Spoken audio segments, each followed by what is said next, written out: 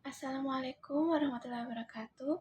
Saya Dumarni dari Prodi Statistika NIM 19070160119 angkatan 2019. Pada kesempatan ini saya akan menjelaskan tentang cara menganalisis ANAFA satu arah menggunakan R-Recommender. Langkah pertama yang harus kita lakukan adalah menyiapkan data. Di sini saya mengambil sebuah data dari UNS tentang manajemen pabrik yang ingin mengetahui apakah terdapat perbedaan produktivitas yang nyata di antara 4 kelompok kerja yang ada. Nah, di sini telah terdapat data dari 4 shift kelompok kerja tersebut. Kemudian, seperti biasa, data tersebut kita masukkan ke dalam Excel seperti di sini saya memasukkan data pekerja dan shift, di mana data pertama sampai ke data ke-12 masuk kepada shift 1 dan begitu pun seterusnya. Kemudian langkah selanjutnya adalah membuka aplikasi software R. Di sini pertama kita memasukkan library RCMDR.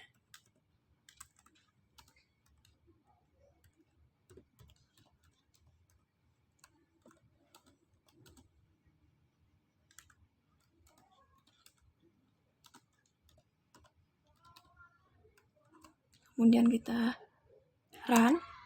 Nah, kita tunggu sampai R-Recommendernya keluar.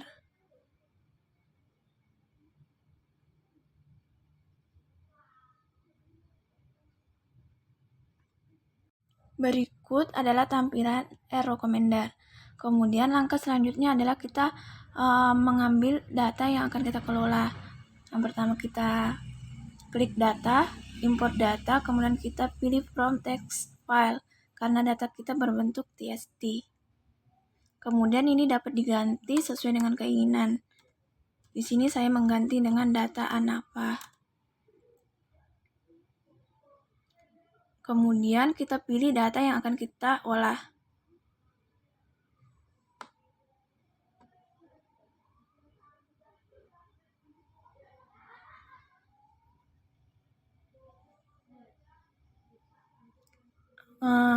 Ketika kita ingin melihat data yang aktif, maka kita dapat mengklik view dataset. Seperti kita lihat di sini sudah terdapat variabel pekerja dan shift seperti pada Excel. Kemudian langkah berikutnya adalah kita ingin mengetahui statistika deskriptifnya.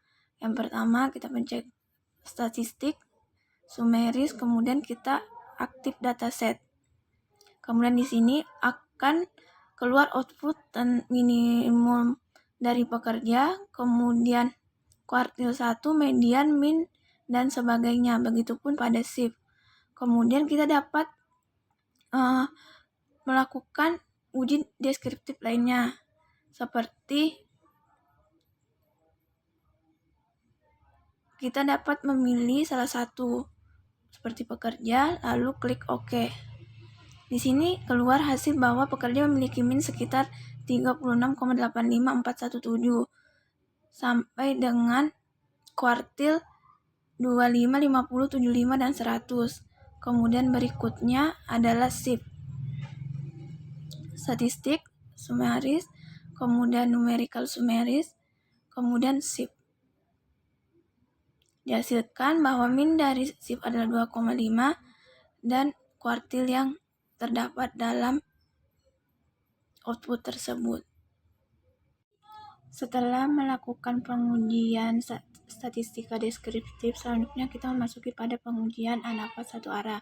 Sebelum melakukan pengujian ANAFA satu arah, kita melakukan pengujian asumsi terlebih dahulu. Karena data kita masih dalam bentuk numerik, sedangkan pada ANAFA satu arah ada pengkategorian, maka kita melakukan pengkategorian pada data, kemudian manage variable, kemudian convert numerik. Kita pilih yang akan kita jadikan sebagai kategori yaitu shift. Klik shift, kemudian OK. Nah, Di sini tergantung kita ingin memberikan nama SIP 1 itu sebagai apa. Di sini saya menggantinya dengan variabel x1.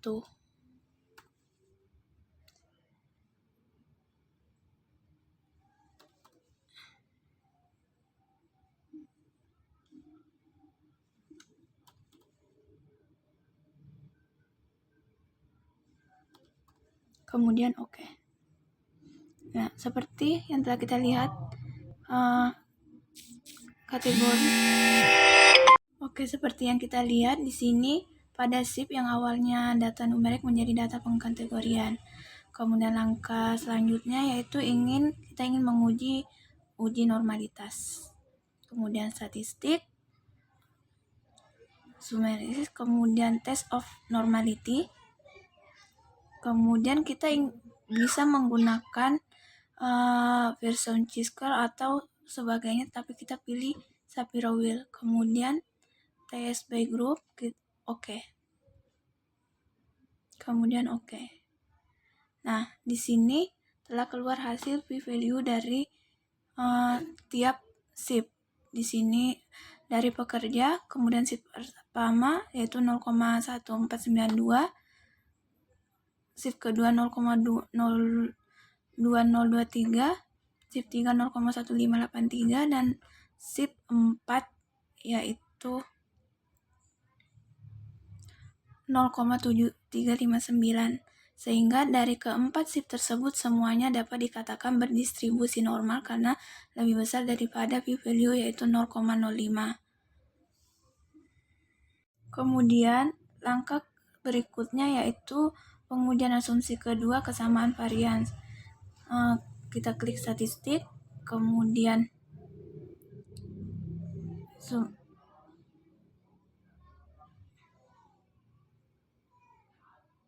varians, kemudian kita pilih Bartlett atau Levin. Di sini kita pilih Levin.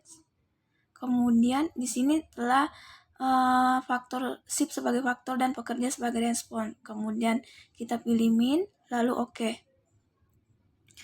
Nah, di sini telah keluar dari tiap varian dari S1, SIP 1, SIP 2, dan SIP 3, dan SIP 4. Kemudian ada derajat bebas, F hitung, dan p-value. Di sini p-value-nya 0,1784748 sehingga lebih besar daripada 0,05 atau dapat dikatakan varian data berasal dari data yang homogen. Karena kedua uji asumsi terpenuhi, maka selanjutnya kita melakukan pengujian ANAVA satu arah.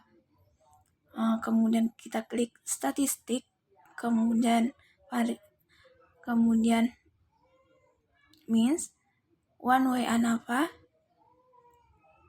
Di sini telah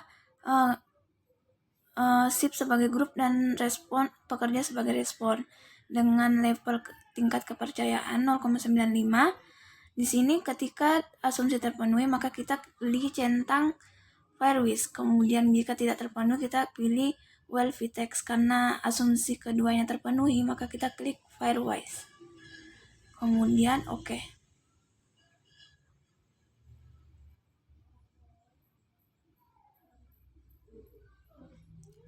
Nah, di sini telah keluar output. Karena diketahui p-value-nya lebih kecil daripada 0,05, maka dapat dikatakan bahwa terdapat minimal satu pasang SIP yang memiliki rata-rata yang berbeda. Kemudian terdapat min dari setiap SIP. Kemudian selanjutnya yaitu tiap pasangan yang berbeda. Di sini kita lihat dari p-value dan bintang. Karena pasangan SIP 1 dan SIP 2 p-value-nya lebih kecil daripada 0,05 sehingga dapat dikatakan berbeda.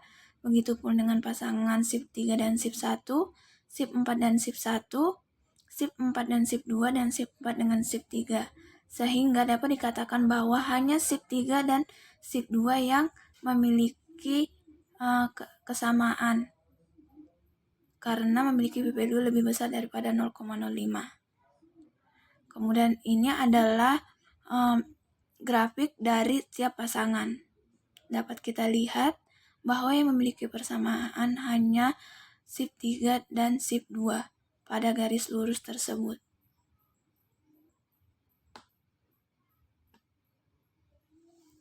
Sekian dari penjelasan pengujian ANAFA satu arah dengan R-Recommender. Pada video ini kita dapat ketahui bahwa R-Recommender ini memiliki kelebihan karena kita tidak perlu menghafal tiap perintah yang ada pada R seperti biasanya. Jadi, itu saja yang dapat saya sampaikan. Kurang dan lebihnya dimohon dimaafkan. Assalamualaikum warahmatullahi wabarakatuh.